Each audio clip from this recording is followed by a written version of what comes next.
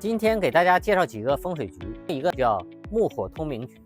我们在地球上生活，最重要的是有生机，树木、花草非常有生命力。人体的肝脏切去一块，它自然会生长回来。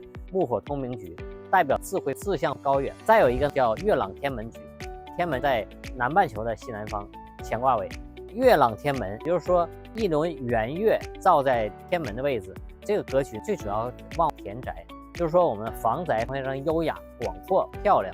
在选房、买房之前布月朗天门局，能让我们更容易的遇到我们心仪的房子，能更容易让我们遇到风水好的房宅。